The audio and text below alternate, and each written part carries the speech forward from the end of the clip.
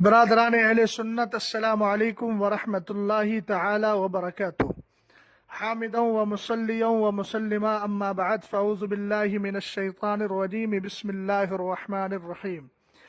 ولا تلمزوا انفسکم ولا تنابزوا بالالقاب، آمنت باللہ، صدق اللہ العظیم۔ جہاں میں عام پیغام شہ احمد رضا کر دیں، پلٹ کے پیچھے دیکھیں پھر سے تجدید وفا کر دیں۔ مسلک اعلی حضرت پہ قائم رہو، زندگی دی گئی ہے اسی کے لیے۔ مسلک اعلی حضرت سلامت رہے، ایک پہچان دین نبی کے لیے۔ سب ان سے جلنے والوں کے گل ہو گئے چراغ، احمد رضا کی شمع فروزاں ہے آج بھی۔ لاکھ جلتے رہیں دشمنان رضا، کم نہ ہوں گے کبھی مدح خوان رضا۔ کہہ رہے ہیں سبھی عاشقان رضا، مسلک اعلی حضرت سلامت رہے۔ حضرات محترم، چند دنوں سے سوشل میڈیا کے ذریعے حضور گلزار ملت کے بیان کردہ جملے کو سب و شتم کا نشانہ بنایا جا رہا ہے، اور لوگ الگ الگ اپنی اپنی رائے پیش کر رہے ہیں۔ انہی رائے پیش کرنے والوں میں سب و شتم، گالی گلوچ، نازیبا اور غیر مناسب الفاظ کے استعمال کرنے والے مشہور خطیب مولوی شمس الدین مکرانوی بھی شامل ہیں، جن کا دیابنا وہابیہ کے لیے طرز اور اسلوب تو بڑا محبتانہ رہتا ہے، اور وہ اپنی گفتگو میں اکثر یہ جملہ بولتے ہیں کہ وہابی کی پلیٹ میں کھانے سے وہابیت کود کر نہیں آ جاتی۔ اس جملے پر حکم شرع کیا عائد ہوگا وہ تو اہل علم اور مفتیان اکرام اچھی طرح جانتے ہیں، مگر اس جملے سے کہیں نہ کہیں یہ بات واضح ہوتی ہے کہ وہابیہ کے لیے جناب کا گوشہ بڑا نرم ہے، اور اگر وہابیہ کے ساتھ کھانا پینا یوں ہی بلا شبہ درست اور صحیح ہے اور اس میں کوئی خرابی نہیں ہے، تو پھر ہمارے مفتیان اکرام، اسلاف اور بزرگوں نے اپنی اپنی کتابوں میں بد مذہبوں سے بچنے، ان کے ساتھ کھانے پینے اٹھنے بیٹھنے سے منع کرنے کے سلسلے میں جو حدیث ذکر فرمائی ہے، فَلَا تُوَاكِلُوهُمْ وَلَا تُشَارِبُوهُمْ وَلَا تُجَالِسُوهُمْ، اس کا جواب بھی جناب کو صحیح طور پر قوم کے سامنے دینا چاہیے۔ مگر میرا جو مستدل ہے اور میری جو گفتگو کا اصل پوائنٹ ہے وہ یہ ہے کہ جس جناب کا وہابیہ دیابنا کے لیے رویہ اس قدر نرم ہو، وہ اہل سنت والجماعت کے ایک عظیم پیر اور سنی شیخ العقیدہ خانقاہ مصولی کے سجادہ کے لیے ایسے الفاظ کا استعمال کر رہے ہیں، لگتا ہے کہ انہوں نے یہ جملہ بول کر کسی کفر کلامی کا ارتکاب کر لیا ہو، جبکہ ان کو معلوم ہونا چاہیے کہ دعوت و تبلیغ کا یہ اصول نہیں ہے اور یہ ضابطہ اور طریقہ نہیں ہے جو آپ نے اختیار کیا ہے۔ ٹھیک ہے، آپ کی عادت میں شامل ہے کہ آپ اپنی مسجد کے اندر جمعے کے دن تقریر کرتے ہوئے اپنے مصلیان کو حرام خور کے لقب سے یاد کرتے ہیں، وہ آپ کا اور آپ کے مقتدیوں کا مسئلہ ہے، لیکن کم سے کم کسی سنی شیخ العقیدہ پیر کے بارے میں کسی لفظ کا استعمال کریں تو سوچ سمجھ کر کریں۔ ویسے تو قرآن پاک میں پیر یا غیر پیر کسی کی تخصیص نہیں ہے، جو بھی مسلمان ہے، سنی شیخ العقیدہ ہے، اس کے لیے ہمیں اچھا اسلوب اختیار کرنا چاہیے۔ قرآن کہتا ہے وَلَا تَلْمِزُوا أَنفُسَكُمْ وَلَا تَنَابَزُوا بِالْأَلْقَابِ، اور آپس میں طعنہ نہ کرو اور ایک دوسرے کے برے نام نہ رکھو۔ ظاہر سی بات ہے، کسی کو بدھو کہنا، جاہل کہنا یہ قرآن پاک کی اس آیت کریمہ کے سراسر خلاف ہے، اور اس میں جو نہیں ہے اس پر عمل کرنا ضروری ہے، اور نہ بچنے کی صورت میں انسان گناہگار بھی ہوگا۔ اور جس نے کسی کو ایذا رسانی کی ہے، کوئی مسلمان اگر اس کی ایذا کی زد میں آیا ہے تو اس پر عند الشرع توبہ بھی لازم ہے۔ گلزار ملت نے اگر یہ جملہ بولا تھا تو مولوی شمس الدین مکرانوی کی شرعی اخلاقی ذمہ داری بنتی تھی کہ وہ براہ راست ان سے اس مسئلے کی، اس بات کی مراد معلوم کر لیتے، اور اگر اتنا نہیں کر سکتے تھے تو خود کو مفتی کہلواتے ہیں، تو ان کو چاہیے تھا کہ اس پر جو حکم شرع ہے وہ حکم شرع بیان کرتے۔ چونکہ ہم بہت سارے فنون پڑھتے ہیں لیکن آخر میں آ کر کے عند الشرع جو حکم ہوتا ہے اسی کا اعتبار ہوتا ہے۔ آیا ان کا یہ جملہ شریعت کی نظر میں ناجائز ہے، حرام ہے، گمراہی ہے، بد مذہبی ہے، کفر کلامی ہے، کفر فقہی ہے، کس زمرے میں آتا ہے؟ شمس الدین صاحب کو چاہیے تھا کہ وہ حکم شرع بیان کر کے ان سے مطالبہ رجوع یا توبہ کرتے، لیکن آپ نے اس روش سے ہٹ کر گالی گلوچ کا دفتر کھول دیا، جو آپ کی پرانی عادت ہے۔ میں آپ سے سوال کرنا چاہتا ہوں، اب جو آپ نے بولا ہے وہ آپ کی اپنی رائے، جس سے اہل سنت والجماعت کا کوئی فرد متفق نہیں ہے۔ یہ الگ بات ہے کہ جناب امین القادری صاحب اس سے متفق ہو گئے ہوں، چونکہ وہ بھی اس گفتگو میں شامل تھے، وہ بھی اس گفتگو کو سن رہے تھے، اب تک ان کا کوئی وضاحتی بیان یا برات نامہ نہیں آیا ہے۔ لیکن میں یہاں ایک بات جملہ اہل سنت سے عرض کرنا چاہوں گا کہ حضور گلزار ملت نے جو جملہ بولا ہے کہ کربلا میں بھی بریلوی تھے،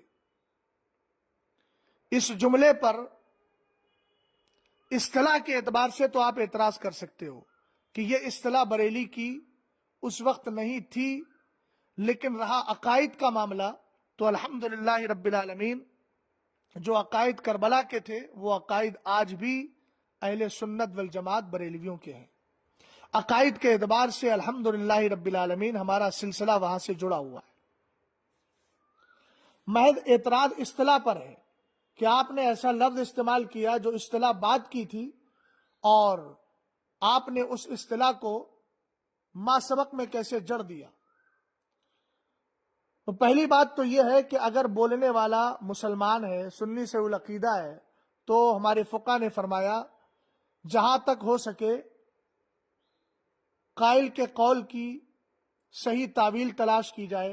امام اہل سنت نے بھی فرمایا کہ محمل حسن تلاش کرو۔ فقہ نے فرمایا جہاں تک ہو سکے عاقل و بالغ کے کلام کو لغو ہونے سے بچاؤ۔ اب میں مولوی شمس الدین مکرانوی سے پوچھتا ہوں کہ آپ کا اختلاف صرف اصطلاح پر ہے نا، کہ یہ اصطلاح آج کی ہے اور آپ نے جڑ دی کربلا میں، تو آپ نے صرف اصطلاح کو لے کر کے اس قدر گالی گلوچ کا دروازہ کھول دیا، دفتر کھول دیا۔ آپ کو یہ بھی سوچنا چاہیے کہ قائل قطعاً یہ بیان کرنا نہیں چاہ رہا ہے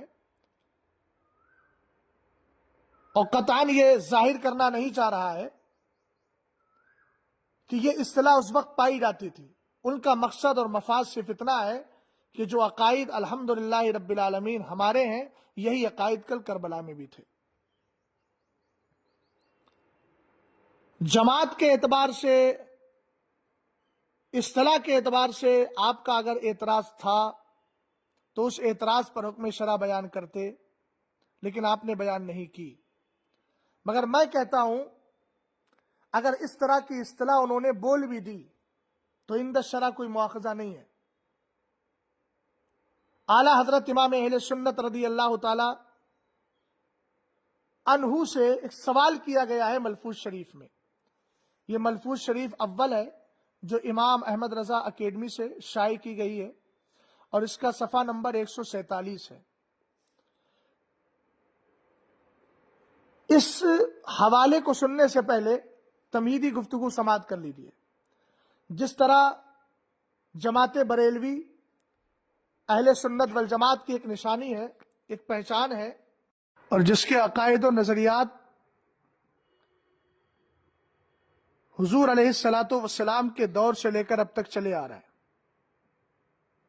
اگرچہ یہ اصطلاح بریلوی بعد کی اصطلاح ہے، امام اہل سنت فاضل بریلوی رضی اللہ تعالیٰ عنہ کے دینی خدمات انجام دینے کے بعد جب فرقہ باطلہ نے جنم لیا تو یہ اصطلاح معرض وجود میں آئی، اور ہمارے بزرگوں نے پھر اس کو اہل سنت والجماعت کی پہچان اور علامت قرار دیا۔ تعرف الاشیاء بازدادها کے قبیل سے یہ استدلال ہے میرا کہ اعلیٰ حضرت امام اہل سنت رضی اللہ تعالیٰ عنہ سے عرض کیا گیا، صفحہ نمبر 147 ملفوظ شریف اول، امام احمد رضا اکیڈمی، حضور خلفائے راشدین کے زمانے میں بھی فرقہ وہابیہ تھا۔ فرقہ وہابیہ کی اصطلاح جو اعلیٰ حضرت امام اہل سنت رضی اللہ تعالیٰ عنہ نے خود فتاوی رضویہ میں ایک مقام پر ارشاد فرمایا کہ ہمارے دیار میں وہابی ان کو کہا جاتا ہے جو اسماعیل دہلوی کے پیروکار ہوں اور تفیت الایمان کو مانتے ہوں۔ تو اس سے ثابت ہو گیا کہ یہ اصطلاح بھی بات کی ہے، اور سائل جو سوال کر رہا ہے وہ یہ کہہ رہا ہے کہ حضور خلفائے راشدین کے زمانے میں بھی فرقہ وہابیہ تھا۔ اب اس نے یہ اصطلاح استعمال کی ہے فرقہ وہابیہ کی، جو اسماعیل دہلوی کے پیروکار کو بولا جاتا ہے۔ یہ نہیں تھا کربلا کے وقت میں بھی، یہ نہیں تھا دور مولا کائنات میں، یہ نہیں تھا دور عثمان غنی میں، نہیں تھا یہ دور عمر فاروق اعظم میں، یہ نہیں تھا حضرت ابوبکر صدیق اکبر کے دور میں۔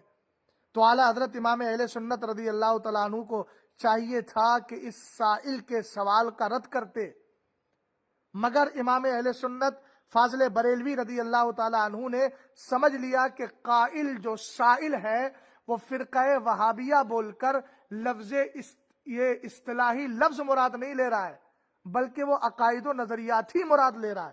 تو امام اہل سنت رضی اللہ تعالیٰ عنہ نے فرمایا ارشاد میں، ہاں یہی وہ فرقہ ہے جسے عبداللہ ابن عباس رضی اللہ تعالی عنہما نے امیر المومنین حضرت علی کرم اللہ وجہ الکریم سے فہمائش کی اجازت چاہی تھی، اور بحکم امیر المومنین تشریف لے گئے اور ان سے پوچھا کیا بات امیر المومنین کی تم کو ناپسند آئی۔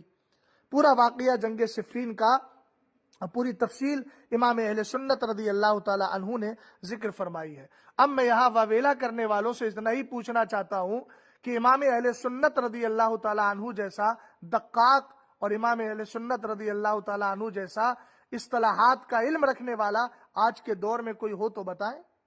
امام اہل سنت رضی اللہ تعالی عنہ نے سائل کے فرقہ وہابیہ تھا کس کے دور میں؟ خلفائے راشدین کے دور میں۔